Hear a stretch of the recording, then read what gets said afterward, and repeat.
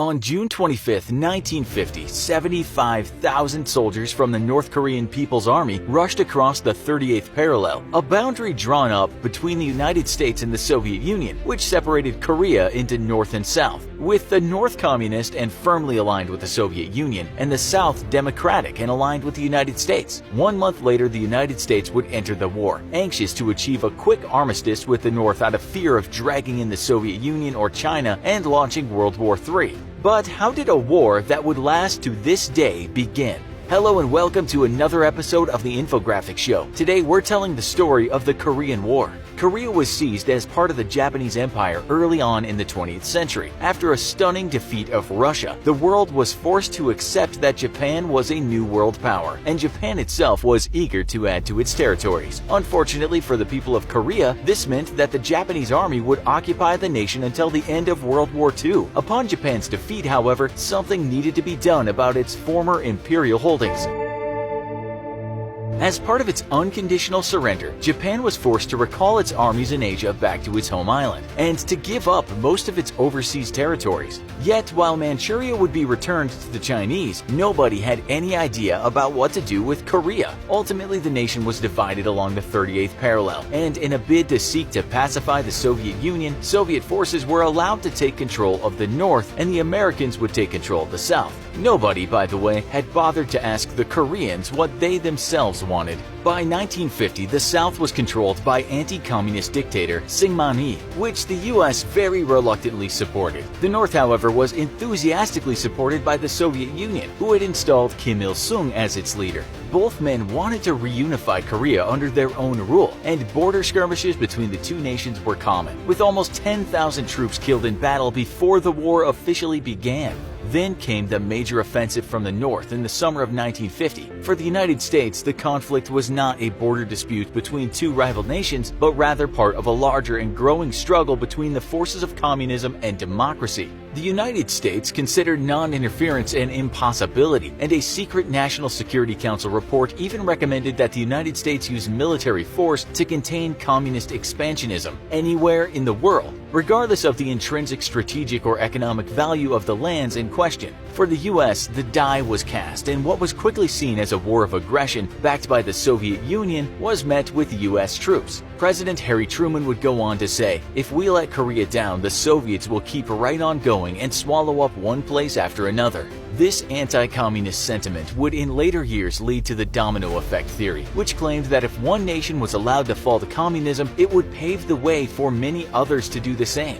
While the anti-communist fervor of the United States would come to be derided by later generations, the truth is that the Soviet Union very much wanted a unified communist Korea, also believing that an ultimate confrontation between democracy and communism was inevitable. And if that fight was to come, then the only way for any side to survive was to have the most allies. In short, everyone believed that World War III was inevitable. Despite the intervention of the United States and its allies, the war initially went very badly for the democratic forces. North Korean forces were backed with Soviet equipment and had received extensive training from Soviet military advisors. In fact, many of North Korea's operations were being actively planned by Soviet generals, who put their vast experience combating the Japanese in Manchuria and the Germans in Eastern Europe to great effect. North Korean forces were numerous, well-disciplined, well-equipped, and had high morale. By contrast, South Korean forces had not received much training and suffered from very poor morale. US soldiers would often find their South Korean allies fleeing from battle at the slightest provocation, and desertion was a common problem for South Korean military leaders. While the US was initially supposed to supplement South Korean forces and fight a defensive battle to push the North out of the South, they soon found themselves carrying the brunt of the battle. The extreme heat also worked against the American soldiers, who suffered from logistic and supply problems and were often forced to refill their drinking canteens from rice paddies, which had been fertilized with human waste.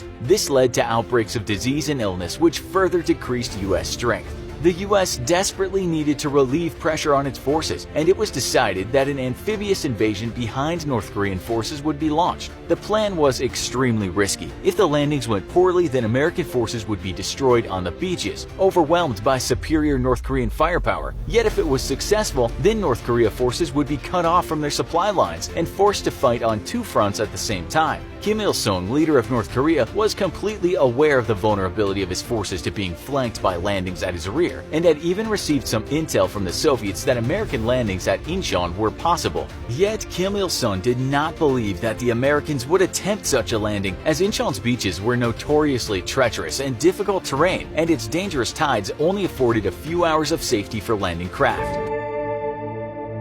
On September 15th, 40,000 American troops and 8,600 South Korean troops forced a landing at Incheon, fully 100 miles behind the North's lines. The attack was a complete surprise to the North, and the landing force met with relatively light resistance. From the east, American tank battalions rushed to encircle the North Korean forces, threatening to trap the bulk of the North Korean army in the south. North Korean forces rapidly retreated back to Seoul, the South's capital, which they had seized early on in the war. A vicious battle leveled much of Seoul and saw the North's forces put in full retreat, with only 30,000 North Korean soldiers making it back to the north. The way to Pyongyang was now clear, and an end to the war was in sight. Back in the Soviet Union, Stalin berated several of his military commanders for the poor performance of the North Korean military and held them personally responsible. Some of them would not survive their failures. President Truman, however, warned that advances into North Korea should be careful not to provoke China, as he feared that it would lead to China's entry into the war and prompt the Soviets to initiate attacks in Europe, launching the much-feared democracy versus communism World War III. China's Mao Zedong had in fact warned the UN that in the case of safeguarding Chinese national security, they would intervene if necessary against UN forces in Korea. American General Douglas MacArthur, commander of the UN forces in Korea, however, was sure that China wouldn't dare risk full-out war against the US, especially given the fact that the nation still lacked any serious military hardware and relied on mass infantry formations. He also resented what he thought of as President Truman's appeasement of the Chinese, and thus, while President Truman tried to prevent war with the Chinese, General MacArthur actively tried to provoke it. Unbeknownst to MacArthur, he was about to get his wish, as for weeks now, Chinese military forces had been moving into North Korea. While UN forces had encountered various Chinese military units, these were small in size and thought to be nothing more than volunteers. Thus, General MacArthur ignored intelligence that said a growing Chinese force was massing in the mountains, believing that any Chinese in North Korea were volunteer fighters and not actual troops. Meanwhile, Stalin had been secretly communicating with Mao Zedong, telling him to send several infantry divisions into North Korea, but warning that Soviet forces would not intercede in the fight. Diplomatic discussions between Mao and Stalin led to Stalin agreeing to lend some material support but no combat troops, and that he would offer the support of the Soviet Air Force but only over Chinese airspace. This would be of little use to the Chinese forces, as none of the fighting was taking place in China itself. Still, some Soviet pilots did fly missions against UN forces, though they were careful to always remain near the Chinese border in case they were shot down. China immediately supplemented its forces in North Korea with a force of 200,000 troops, which incredibly completely evaded detection by UN aerial reconnaissance. This was achieved by marching only at nighttime and setting up elaborate camouflage while resting during the day. Strict discipline was enforced, and soldiers were to immediately duck for cover and remain motionless if any aircraft were spotted overhead. Chinese officers were authorized to shoot any security violators, and the measures, while draconian, allowed 3 divisions of Chinese infantry to completely surprise South Korean and UN forces. Deep in North Korea, Chinese forces routed a South Korean army and then completely encircled the US's 8th Cavalry Regiment, launching attacks from the north, northwest, and west. UN forces were forced to retreat, but despite the huge success of their attack, the Chinese mysteriously retreated to mountain hideouts instead of pushing the attack and capitalizing on their victory. Because of the sudden withdrawal, though, UN command did not believe that China had truly committed to the war, and thus continued to push north. This would result in another series of deadly Chinese ambushes, the most famous being the Battle of Chosin Reservoir, in which 30,000 UN troops, mostly Americans from the US's X-Corps, were surrounded by 120,000 Chinese troops. The Chinese were ordered to completely destroy UN forces. However, for 17 days, UN forces held their own under a brutal wintertime assault. Eventually, the encircled forces were able to break through the Chinese lines, and with the aid of American Marines and the US Army's Task Force Phaeton, faith were able to retreat.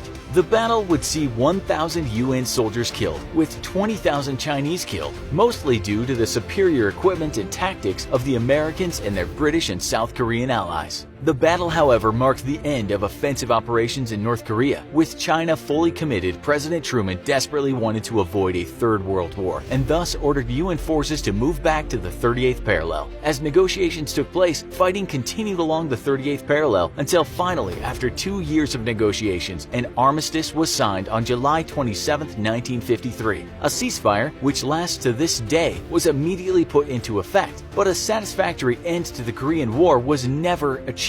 Sadly, hostilities between North and South are still at an all-time high, and the continued backing of Russia and China allow North Korea, impoverished as it is, to survive. Should President Truman have risked a wider war with China in order to defeat the Communist North? Why or why not? Let us know in the comments. Also, be sure to check out our other video, How Do North Koreans See America? Thanks for watching, and as always, don't forget to like, share, and subscribe. We'll see you next time.